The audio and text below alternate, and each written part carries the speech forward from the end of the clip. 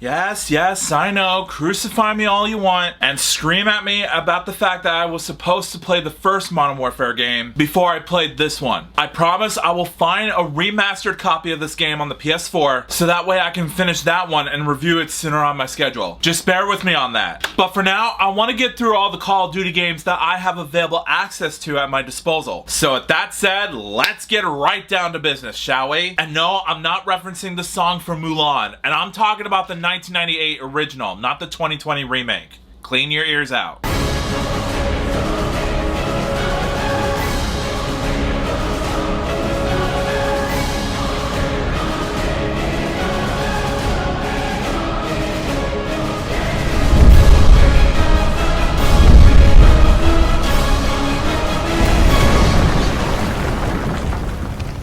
Yo, what is up, my Cinedroids? G to the S here. Today, I'm gonna be reviewing Call of Duty Modern Warfare 2. And I'm talking about the one that was released on the Xbox 360 all the way back in 2009. Not the recent one that I will also review in due time. So stay tuned for that. But anyways, this game takes place 5 years after the events of Call of Duty 4 Modern Warfare, which, like I said, I'll plan to review sooner down the line. But Russia has been taken over by the ultranationalists, and an ultranationalist rebel by the name of Vladimir Makarov, played by Roman Varshavsky, in which they carry out terrorist attacks against the West. A CIA agent is put in the ranks of Makarov, but after being killed during a terrorist attack, the Russian government believes that the US ordered the attack and invades the US in retaliation. The story focuses on a US Ranger that takes part in repelling the Russian invasion, while a multinational task force seeks to find Makarov and put an end to any further damage. Now, first off, for a 2009 Xbox 360 game release, the graphics look clean and crisp. You can tell that the developers over at Infinity Ward, not War,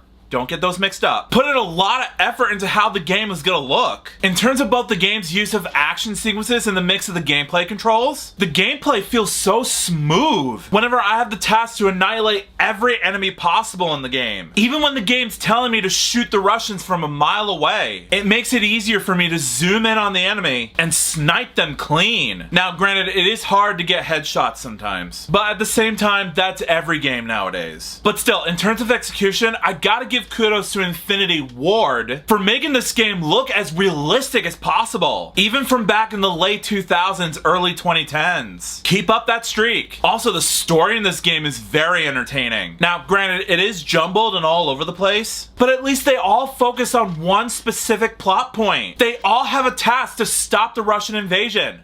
That's it. It's clearly based off of the Vietnam War. What's not to love about that? And in terms of the game's direction coaching from Jason West for the game's campaign, even in the mix of the game's character development and the game's dramatic and emotional tone, the actors portraying the Task Force 141 are really getting into character. And as a result, it makes me feel like I'm right in an actual war zone, right into the line of fire. And I honestly don't know where or when the enemies are gonna take me out. God forbid, not in real life. But again, huge kudos to Jason West for portraying your actors as real, well-trained army soldiers serving our country. Cannot wait to see how will it continue once I play the campaign of Modern Warfare 3 soon, so make sure you stick around for that. Now, if you guys want me to talk about the multiplayer levels, they're fun, but I mostly prefer doing the campaign levels instead of me doing the multiplayer levels. I'm not usually a multiplayer game type of person, but that's just me. If you love doing multiplayer missions, go for it. FaceTime with your friends, grab your headset, and just ruin relationships as much as you want. I'm mostly the type of guy who enjoys a good cinematic story in a video game, because video games are becoming a new art form in the mainstream. But again,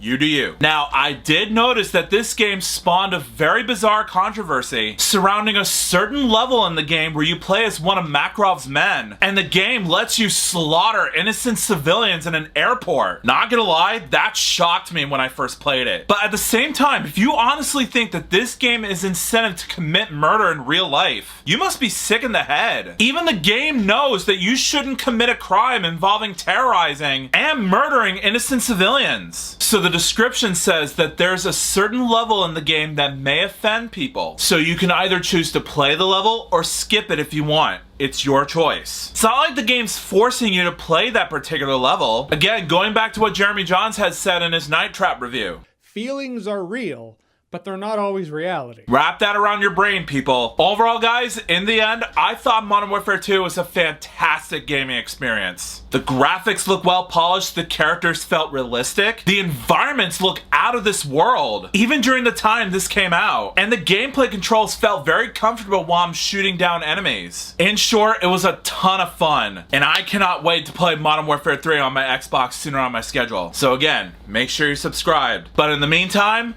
I rate Modern Warfare 2 a Game of the Year contender rating. Again, don't attack me in the comments just because I haven't played the first Modern Warfare yet. I'll find an available copy and review it for you guys. Don't worry. But in the meantime, I highly recommend you to check this one out. It's so much fun. So Call of Duty Modern Warfare 2. Have you played it? If you haven't, please do so. See if it's available at eBay or Mercari and pick one up for yourselves. It's such a fun game. But for those of you who have, come back and let me know in the comments what you thought about it. Also, if you like this video and you want to see some more, make sure that like button shines in your face. That'll totally help me out a ton. Also, share it with your family and friends and favorite it. That's a very good way to show support for this review. Also, if you're new to my channel, make sure to subscribe and ring that bell right next to you so you can be notified of future videos I have in store for you. Also, if you want a shout out in a future video, just follow me on my Instagram page and I will choose one of my Cinedroids to be displayed as a shout out. The link's in the description below. Also, you guys don't have to do this if you don't want to. I understand. But if there's a rare chance that you are interested in doing so,